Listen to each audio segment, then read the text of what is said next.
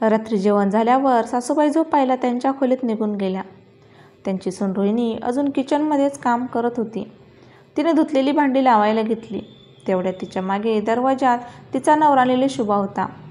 त्याने तिला विचारले की मला एक कप कॉफी मिळेल का?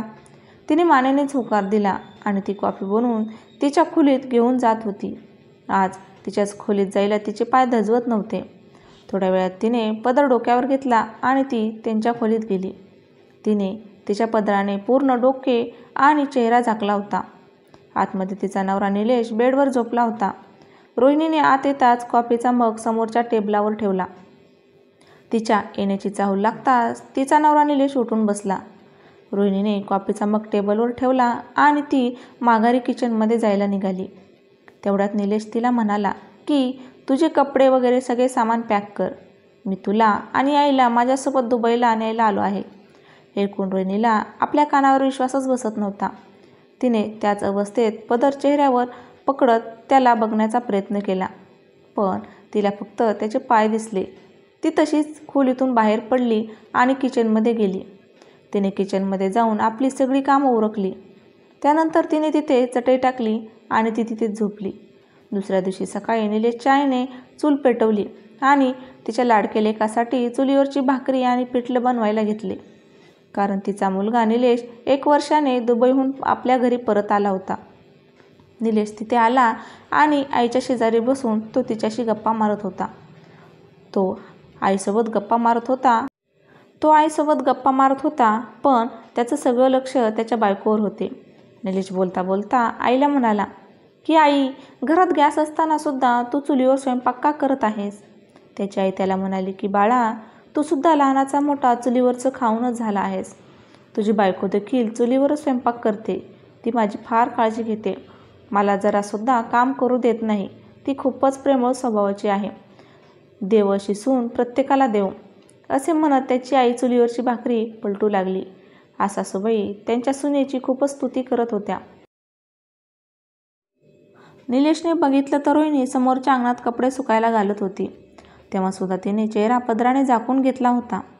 तेवढ्यात त्याला आठवले की काल जेव्हा तो अचानक काही न सांगता घरी आला तेव्हा आईसोबत त्याची बायको अंगणात गहू पाकडत होती. पण त्याला बघताच तिने पदर घेतला आणि ती आतमध्ये गेली. हे बघताच त्याची आई हसत म्हणाली की निलेश, बहुतेक रोहिणीने तुला ओळखलं नाही. आईने निलेशला जेवण वाढलं आणि ती तिच्या हाताने त्याला घास भरत होती. तिथेच किचनसमोर दारात उभी असलेली रोहिणी हे सगळं बघत होती आणि त्या दोघांचं बोलणं ऐकत होती. तिला जाणवलं की तिची सासू तिच्या मुलाचा किती लाड करते. तिला तर लाड म्हणजे काय हेच माहीत नव्हतं. ती अगदी लहान असतानाच आजारपणात तिच्या आईने या जगाचा निरोप घेतला होता. तिच्या घरच्यांनी तिच्या वडिलांचं दुसरं लग्न केलं. रोहिणी तिच्या लग्नाच्या आधीच्या गोष्टी आठवत घरातली कामं उरकून घेत होती. तिची आत्या विधवा होती आणि तिला मूलबाळ नव्हते. तिच्या आत्याचं सासर त्यांच्या घराच्या जवळच होतं. रोहिणीची सावत्राई तिला नीट सांभाळत नव्हती, म्हणून मग तिच्या आत्याने तिला दत्तक घ्यायचं ठरवलं. तिने याबद्दल रोहिणीच्या वडिलांना सांगितलं तर त्यांना जणू हेच पाहिजे होतं. त्यांनी लगेच होकार दिला. आत्याने तिला दत्तक घेतलं आणि तिचं नाव ठेवलं रोहिणी. सावळ्या रंगाची नाकेडोळे छान असलेली रोहिणी बघता बघता कधी मोठी झाली कळालेच नाही. तिने आता तिचं ग्रॅज्युएशन पूर्ण केलं होतं. तिच्या आत्याने तिला प्रत्येक सुट्टीत शिलाई, मेहंदी, कुकिंग, डान्स असे सगळे शिक्षण दिले होते. तिचं म्हणणं होतं की प्रत्येक मुलीला हे सगळं आलंच पाहिजे, कारण प्रत्येकाच्या सासरचे लोक आपल्या सुनेला बाहेर जॉब करू देतील असे नाही. कधी कधी परिस्थिती जशी बनते की लग्नानंतर जॉब सोडावा लागतो. त्यामुळे मुलींना संसार चालवण्यासाठी हुशार आणि समजूतदार बनायला पाहिजे. रोहिणीला तो दिवस अजूनही आठवतो, जेव्हा तिचे वडील तिच्या आत्याकडे आले होते आणि त्यांनी सांगितले की त्यांचे मित्र लीलाधरला त्यांच्या मुलाचं निलेशचं लग्न रोहिणीशी करायचं होतं. निलेश इंजिनियर आहे आणि दुबईला जॉब करतो. मग तिच्या आत्याला अजून काय पाहिजे होतं? मोठ्या घरातला मुलगा, तोही इंजिनियर. निलेशच्या थळाबद्दल समजताच तिने लगेच होकार दिला. आत्याने रोहिणीला विचारले तर ती पहिल्यांदाच लाजली आणि मग म्हणाली, तुम्ही आणि बाबा माझ्यासाठी जे कराल ते चांगलंच कराल. ऐकताच आत्याला खूप आनंद झाला. मुलगा आणि मुलगीला एकमेकांना बघण्याचा विषय निघताच लीलाधर म्हणाले की निलेश माझा मुलगा आहे. त्याच्यासाठी सर्वगुण संपन्न मुलगी मी पसंत केली आहे. तो माझ्या शब्दाच्या बाहेर नाही. तो दुबईवरून येतोय, पहिल्या मुहूर्तावरच लग्न उरकून घेऊ. रोहिणीला खूप आनंद झाला होता. तिच्या गावातच तिचं लग्न होत होतं, त्यामुळे तिच्या आत्याचीही तिला काळजी घेता येईल. तेवढ्या सासूबाईंच्या आवाजाने ती एकदम जुन्या आठवणीतून बाहेर आली. सासू म्हणाली, रोहिणी, आपल्या दोघींची जेवणं घेऊन ये. आपल्या वाटीचे जेवण आपल्यालाच खायचे आहे. हे ऐकताच रोहिणी म्हणाली, हो आई, आणते लगेच. ती सासूला आई म्हणायची. तोपर्यंत निलेश जेवण करून त्याच्या लहानपणीच्या मित्राला भेटायला त्यांच्या घरी गेला होता. सासूबाईंनी तिच्या सगळ्या नातेवाईकांना तिचा मुलगा आल्याची बातमी कळवली. संध्याकाळ होता होता पाहुणे मित्रमंडळी येऊ लागले. त्या रात्री उशीरपर्यंत रोहिणी सगळ्यांसाठी चहा, नाश्ता, जेवण बनवत होती. मध्ये मध्ये येऊन सासू तिला मदत करत होती. सासू आपल्या सुनेची सगळ्या पाहुण्यांकडे स्तुती करत होती. सगळे पाहुणे मंडळी गेल्यावर निलेश बेडवर आडवा झाला. त्याला आठवलं की मागच्या वडिलांच्या मृत्यूवेळी आलो होतो तेव्हा पाहुण्यांनी घर भरलं होतं. त्यामुळे रोहिणीशी नीट बोलतासुद्धा आलं नव्हतं.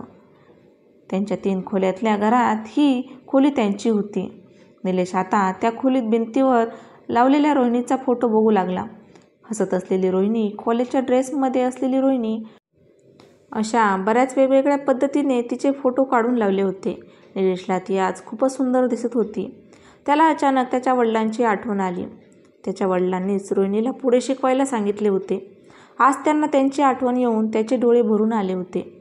रोहिणी कॉलेजमध्ये पहिली आली होती, हे सुद्धा त्याच्या वडिलांनी त्याला पत्राद्वारे कळवले होते. त्याच्या वडिलांना पत्र लिहायची भारी हौस. त्यानंतर त्याच्या मागे आता रोहिणी त्याला पत्र लिहू लागली. निलेशला आजही तो दिवस आठवतोय जेव्हा रोहिणीने पत्रात लिहिले होते की मी हे पत्र आईंनी सांगितले म्हणून लिहित आहे. तिचे हे पत्र आणि तिचे मोत्यासारखे अक्षर बघून निलेश तिच्या अजूनच प्रेमात पडला होता. त्याला रोहिणीला भेटायची ओढ लागली होती. पण जेव्हा त्याला तिला भेटायला जायची उत्सुकता वाढायची तेव्हा एक प्रश्न त्याला सारखा खायला उठायचा. तो म्हणजे रोहिणी मला माफ करेल का? असा विचार करता करता त्याला झोप कधी लागली ते कळालेच नाही. तिकडे किचनमध्ये चटेवर झोपलेल्या रोहिणीला झोप लागत नव्हती. तिला आठवत होतं जेव्हा ती लग्न करून नवरी बनून या घरात आली होती त्यावेळी लग्नाच्या पहिल्याच रात्रीची ती घटना कधीच विसरू शकत नव्हती. त्या रात्री तिने पदराच्या मागून बघितले की निलेश त्या खोलीत आला होता. ती बेडवरून उठली आणि त्याच्या पाया पडली. ते बघताच निलेश मागे सरकत म्हणाला की हे काय? असं नको करू. आजच्या कलियुगात महिला पुरुष दोघे समान आहेत. सगळ्यांना देवाने बनवले आहे. तिच्या पती परमेश्वराच्या तोंडून हे शब्द ऐकून रोहिणीला आश्चर्य वाटले. तेवढ्यात निलेशने तिच्या तोंडावरचा पदर मागे केला. रोहिणी खाली मान घालून आपल्या नवऱ्याच्या तोंडून अजून काहीतरी ऐकण्याची अपेक्षा करत होती. पण निलेशला धक्काच बसला होता. तो तिच्याकडे रागाने बघत होता. तो म्हणाला, नो ब्लॅक नो असे म्हणतच तो मागे सरकत तिथेच असलेल्या खुर्चीवर जाऊन बसला. रोहिणी हे ऐकून खूप घाबरली. तिला काही समजत नव्हतं की अचानक निलेशला काय झाले. काही वेळानंतर तिने बघितलं तर निलेश त्याची बॅग भरत होता. त्याने त्याची महत्त्वाची कागदपत्रे, डायऱ्या, कपडे सगळं पॅक करू लागला. रोहिणीला आता भरून आले होते. तिच्या डोळ्यात पाणी आलं. काय करू काय नको तिच्या मनात जणू वादळच उठलं होतं. ती काही बोलायच्या आधीच निलेशने बॅग घेतली आणि तो बाहेर गेला. सजवलेल्या बेडवर बसलेल्या रोहिणीच्या डोळ्यातून अश्रूंच्या धारा वाहू लागल्या. बाहेरच्या खोलीत दंगा चालू होता. निलेशचा काका त्याची समजूत काढत होता. निलेशने त्याच्या वडिलांकडे दुबईला जाण्याची परवानगी मागितली. त्यांच्या या अचानक जाण्याची बातमी ऐकताच निलेशचे वडील त्याच्यावर ओरडू लागले. पण निलेशने त्यांच्या जॉबचं कारण सांगितलं आणि तो निघून गेला. त्याच्या अचानक जाण्याने रोहिणीचं मन छिन्नविछिन्न झालं होतं. पण तिने कोणाला काही सांगितलं नाही. अगदी तिच्या आत्याला देखील तिने काही सांगितलं नाही. लग्न झाल्यावर 1 वर्षानंतर निलेश तिकडे दुबईलाच होता. पण अचानक त्याला यावं लागले कारण त्याचे वडील हार्ट अटॅकने वारले आणि त्याला यावं लागलं. त्यावेळी रोहिणीला खूपच दुःख झाले कारण तिचे सासरे खूपच समंजस होते. आयुष्य कधी कुठे पलटेल काही सांगता येत नाही. आता काय? निलेश त्याच्यासोबत दुबईला घेऊन जायचं बोलत आहे. काय करू असा विचार करता करताच तिला कधी झोप लागली समजलंच नाही. दुसऱ्या दिवशी रोहिणी सकाळी लवकर उठली. तिने सगळ्यात आधी तिच्या सासूला चहा दिला आणि त्यानंतर चहा घेऊन ती निलेशकडे गेली. निलेश पेपर वाचत बसला होता. तिने चहा टेबलवर ठेवला आणि ती निघाली. तेवढ्यात निलेशने तिला हाक मारली. रोहिणी. हे ऐकताच तिचे पाय अचानक थबकले. तो म्हणाला, मला माहिती आहे तू माझ्यावर रागावली आहेस. मला माफ कर. त्यावेळी ती फक्त रंगरूप यामध्येच अडकून पडलो होतो. तुझे चांगले गुण आता मला कळायला लागले आहेत. निलेश आता भावनिक झाला होता. रोहिणी तिच्या डोळ्यातले अश्रू पुसत त्याला म्हणाली, मी तर तुमच्यावर कधी नाराज नव्हतेच, कधी रागवले नव्हते. असे म्हणत ती त्याच्या गळ्यात पडली. निलेशला देखील त्याचे अश्रू थांबवता येत नव्हते. या दोघांना रडताना बघून त्याची आई देखील अश्रू पुसत तिथून निघून गेली. काही दिवसांनी निलेश त्याच्या आई आणि बायकोला घेऊन दुबईला निघून गेला. आज जाताना सावळ्या रोहिणीच्या चेहऱ्यावर एक वेगळीच चमक होती, जी बघून निलेशला फार आनंद झाला होता. ही कथा जर आवडली असेल तर चॅनलला नक्की सबस्क्राईब करा, लाईक करा आणि शेअर करा. धन्यवाद.